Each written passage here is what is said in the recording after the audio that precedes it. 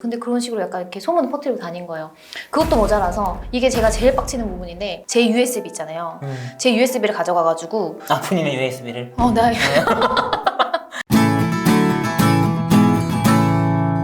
네. 네, 안녕하세요. 김은혜 노무사. 짜준 노무사입니다. 네, 오늘 저희 또 오랜만에 만났는데 오늘 또 무슨 얘기를 하시려고 부르셨나요? 제가 불렀나요? 저기 앞에 계신 분이. 오늘은 2020년 상반기에 있었던 판례들 중에 몇 가지 좀 특이할 만한 사례들을 좀 가져왔습니다. 네, 고등법원과 대법원의 판단이 달라진 몇 가지 사건들을 가져왔는데요. 왜 갑자기 오늘 이거를 가져왔느냐 하면은 그동안 저희가 이슈다 이슈인데 이슈를 다루지도 않고 그렇다고 뭐 좋은 걸 다루는 것도 아니고 재밌지도 않고 조회수는 떨어지고 그래가지고 마음이 아파가지고 좀 판례들을 가져왔습니다. 빨리 그럼 신박한 거 가져왔어야 되는데. 네, 신박한 것들이 있죠. 알겠습니다. 기대해보겠습니다. 네, 오늘은 좀 재밌을 수 있습니다. 저는 방관자 역할을 할게요. 제발 열심히. 옵저버 하고 싶어.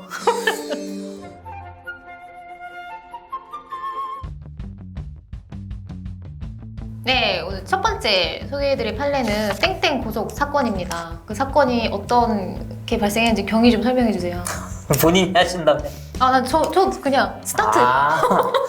모 고속버스 회사에서 노동조합과 임금 협정을 맺었습니다. 뭐라고 맺었냐면은 주행 거리에 비례해서 뭐 연장근로 수당이나 각종 수당들을 계산을 해서 지급하기로 그렇게 협정을 맺었는데 근로자 측에서는 생각을 해보니까 뭔가 이상한 거죠.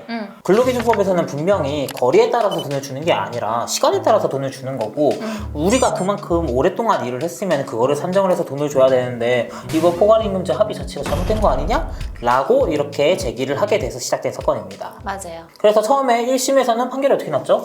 1심에서는 사실 근로자가 손을 들어줬어요. 버스 기사분들이 1일 운행 일지도 쓰고 운행 기록지 같은 걸 쓰기 때문에 이 경우에는 실제 근로시간을 산정하기 어려운 경우가 아니다라고 이제 근거를 들어가지고 이제 근로자 편을 들어서 실 근로시간에 대비해가지고 수당을 지급하라고 이제 판결을 내린 거죠. 네. 사실 여기까지만 들어보면은 맞는 말인 것 같아요. 뭐 운행 일지도 썼고 그렇게 하면은 얼마나 운행을 했는지도 다 나오고 이거 가지고 산정을 하면은 충분히 사전에 굳이 이게 근로시간 산정이 어렵다고 포괄임금제를 할 이유가 있냐 싶을 수도 있지만 고등법원으로 가서는 또 판단이 달라졌습니다. 맞아요. 고등법원에서는 운행일지나 이런 것들을 작성한다고 하더라도 사실 운송이라는 것 자체가 갑자기 교통량 뭐 체증이 생긴다든지 그거죠. 환경적 요인. 그쵸. 환경적 요인이라고 도로 그랬죠. 상황. 네, 맞습니다. 고라니가 갑자기 튀어나와. 고라니가. 자란이도 튀어나오고. 자란이 튀어나오고. 네, 어떤 맞아요. 아줌마 막 역주행하면서 우리 아기 학원 가야 돼요. 비켜요. 막 이러고. 갑자기 이럴 수도 있고 비 오면 또 막히고. 그치. 이렇게 개인적인 네. 상황과 그리고 도로에 대한 이제 환경적 요인이 결합을 하면 이걸로 이제 실제 근로시간으로 산정하는 게 좀 어렵다. 그러니까 실 근로시간을 계산하기 어려운 경우다라고 판단을 한 거죠. 2심은. 네, 맞습니다. 그래서 근로자들이 주장하는 방식으로 실제 근로시간을 산정하는 것은 불가능하다. 그렇기 때문에 뭐 기존의 임금협정은 근로기준법에 위반되지 않기 때문에 뭐 추가적으로 뭐 연장 수당이나 나머지 수당들을 지급할 필요가 없다라고 이렇게 판단을 내렸죠. 맞아요. 그렇자 근로자 측에서는 당연히 억울하죠. 아니 1심에서는 우리가 이겼는데 2심에서 이렇게 뒤집어? 그래 어디 한번 끝까지 가보자. 다이다이 1대1이야. 예, 1대1이죠. 아직 모르는 거예요. 승부는 모른다. 그렇기 때문에 대법원까지 가봤죠. 그래서 대법원에서는 뭐라고 판결을 했느냐가 결국 중요한데 네. 누구 손을 들어준 거죠? 네, 회사 측에 손을 들어줬습니다. 이거 방송 나가 이거 돼요? 편집이?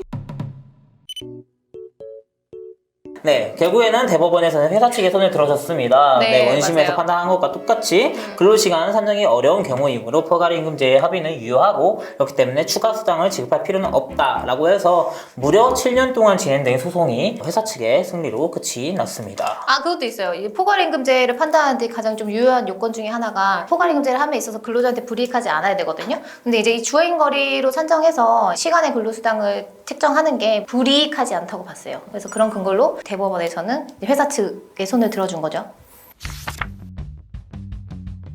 네. 뭐요? 네. 두 번째 사건. 네. 두 번째 사건 뭐냐면 직장 내 괴롭힘 관련된 사건인데요. 사건 개요 설명 좀 해주시죠. 직장 내 괴롭힘 관련된 판례입니다. 신입이 들어왔는데 막 잘 사랑으로 보듬어 주시는 무달망정 무당망정 네, 이런 거죠. 지속적으로 무시하고 말이야. 아무튼 그런 막 이제 헛소문을 막 퍼뜨리고 맞아요. 그렇게 했을 경우에 그거에 대해서 과연 그 해당 가해자들을 상대로 징계해고를 했을 때 정당한가라는 거에 대한 판례입니다. 대법원까지 갔어요. 무려. 맞아요. 네, 한 분이 지금 들어옵니다. 회사에 신입직으로 들어왔는데 직장 상사라는 분이 이렇게 얘기를 해요. 그 사람들이 있는 공개적인 장소에서 일 너무 답답하게 한다. 아하. 너 회계 업무 아는 거 맞느냐. 그리고 또 이것도 주옥 같은 얘기지만 주옥 같은 얘기. 여자가 이거 할 수 있겠느냐. 요즘 같은 세상에.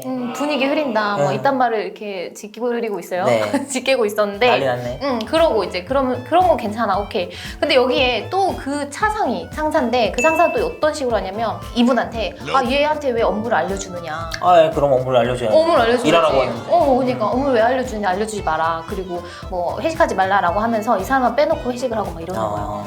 그 두 명이 이제 가해자 두 명이 나오는데 가해자 두 명이 계속 이런 식으로 1년간 이 사람들을 지속적으로 괴롭혔는데 이것뿐만 아니라 또 그런 유언비어, 허위사실도 유포를 했어요. 어떤 식으로 하냐면 이분이 이제 야근을 하다 보면 다른 상대랑 야근을 할 수 있죠. 저희처럼 이렇게. 네, 저녁도 먹고. 저녁도 먹고 할 수 있는데 쓸데없이 다른 사람한테 가서 이랬다는 거예요. 쟤네 둘이 관계가 좀 이상하다. 부적절한 것 같다. 저녁도 자꾸 먹는다. 밥은 먹고 살아야지. 저녁 먹고 그러니까. 아니, 일을 하는데. 그러니까. 근데 그런 식으로 약간 이렇게 소문 퍼뜨리고 다닌 거예요. 그것도 모자라서 이게 제가 제일 빡치는 부분인데 제 USB 있잖아요.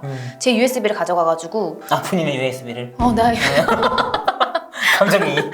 나의 USB 64기가짜리 그거를 가져가가지고 그거를 이제 지네가 보고 개인 비밀을 취득을 한 거야. 그래서 그거를 이제 막 그걸로 활용해서 막 투서 쓰고 이랬다는 거예요. 초토잖아.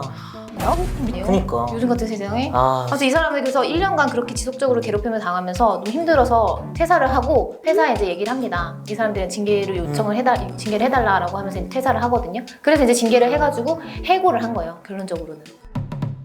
그래서 이제 해고를 당했으니까 이 가해자들은 또 뻔뻔하죠? 너무 뻔뻔해. 네, 가해자들은 징계 해고를 당하고 나서 이거 해고는 부당하다, 절차도 잘못됐고 양정도 잘못됐다, 우리는 해고 당해서는 안 된다, 부당해고다 라고 이제 올린 거죠. 그쵸. 그런데 놀랍게도 중앙노동위에서 부당해고가 맞다 라고 처음에 판결을 내립니다. 이게 사유가 말도 안 돼요. 사유 좀 얘기해 줘봐요. 왜 그랬냐? 중앙노동위원회에서는 이렇게 얘기를 한 거죠. 일부 뭐 징계 사유는 인정되지 않는다. 뭐 그거는 뭐 집단 내 괴롭힘이라든지 뭐 사생활 소문 뭐 이런 것들 같은 경우에는 뭐 징계 사유로 인정되지 않고, 특히 USB에 있었던 개인정보나 급여 자료 같은 경우에는 뭐 대외적으로 이제 나간 것들은 아니고 사생활에 관련된 것들도 일회성 사건에 지나지 않아서 징계의 양정이 조금 과다하다고 보고 부당해고에 해당한다. 그렇기 때문에 원직에 복직을 해라 라는 취지의 판정을 내렸습니다. 이에 대해 당연히 회사는 불복해서 행정소송을 제기를 하게 되었죠. 이제 행정소송을 제기를 하고 1심에서 법원이 처음에 이제 판단을 했는데 회사 측의 편을 들었죠. 다시 한번 이거는 징계 해고 사유가 맞고 부당해고가 아니다 라고 판단을 했는데, 그러자 이 가해자들이 다시 한번 또 이제 2심에다가 항고를 했죠. 우리는 인정할 수 없다, 불복하겠다 라고 하자 고등법원에서는 또 한번 부당해고라고 맞아요. 판단을 내렸습니다. 여기에서 이제 왜요? 그 사유가 너무 지금 생각하기가 너무. 네, 맞습니다. 그럼 얘기해 주시죠. 예, 2심에서는 어떻게 판단을 했냐면 이게 산발적인 행동이래요. 이 따돌림이 아니고 집단 따돌림이 아니고 뭐 예전에 뭐 집단 괴롭힘이나 뭐 따돌림에 대해서 호소한 적이 없는 거 보면 이건 그냥 이 사람이 그냥 산발적으로 한 행동이다. 집단 괴롭힘은 아니다라고 판단을 했고요. 그리고 두 번째로는 이런 거 있잖아요. 아까 그 사유 중에 쟤네 저녁에 네, 맞아요. 사생활에 관련된 좀 불륜 같다. 유언비어. 이게 충고라고. 조언이라고 이제 판단을 해가지고 이제 징계 사유가 안 된다고 봤어요. 네, 어마어마하죠. 당연히 이 얘기를 듣고 열이 받은 회사는 결국 대법원까지 다시 가시죠. 한번 불복해서 올라갔습니다. 네, 대법원까지 올라간 결과 대법원은 회사 손을 들어줬죠. 네, 맞습니다. 부당해고가 아니다, 징계해고는 정당하다라고 결국에는 이렇게 판단을 내렸습니다. 결국에는 이 피해자분이 이들로 인해서 그동안 업무를 하면서 상당한 정신적 고통도 얻고 근무 환경도 매우 악화되고 그쵸. 그런 책임이 있기 때문에 이들에 대한 징계 해고는 정당하다라고 판단을 내린 그런 사건이었습니다. 네. 네, 노무사님 어떻게 생각하세요? 이 사건에 대해서? 갑자기요? 네. 네, 갑자기 떠오른 생각을 얘기를 하자면 회사 내에서 직장 내 괴롭힘을 판단하는 사건이 있을 때 어떤 관계의 우위성 그리고 두 번째로는 사실 근무 환경을 지속적으로 악화를 시킨 거예요. 이제 피해자의 그 근무 환경을 악화시키는 행동이거든요. 집단 내 괴롭힘을 판단하는 요건과 그리고 어떤 그 상식적인 수준을 생각을 해서 판단을 하며 적용하는데 좀 좋을 것 같아요. 이 판례 자체는. 맞습니다. 인사동자분들이 아무래도 뭐 직장 내 괴롭힘 관련해서 요즘에 근로자분들도 워낙 많이 들으니까 뭐만 있으면은 이제 직장 내 괴롭힘이다 라고 얘기하는 경우도 있고 정말로 직장 내 괴롭힘이어서 끙끙 앓다가 얘기한 경우도 있고 할 텐데 법률적인 판단도 중요하겠지만 뭐 징계의 양정이나 이런 걸 정할 때는 조금 우리가 생각했을 때 상식적인 수준에서 생각을 하시더라도 그게 크게 엇나가진 않거든요. 결과적으로는 합리적으로 잘 풀어나갈 수 있었으면 좋겠습니다. 네. 네.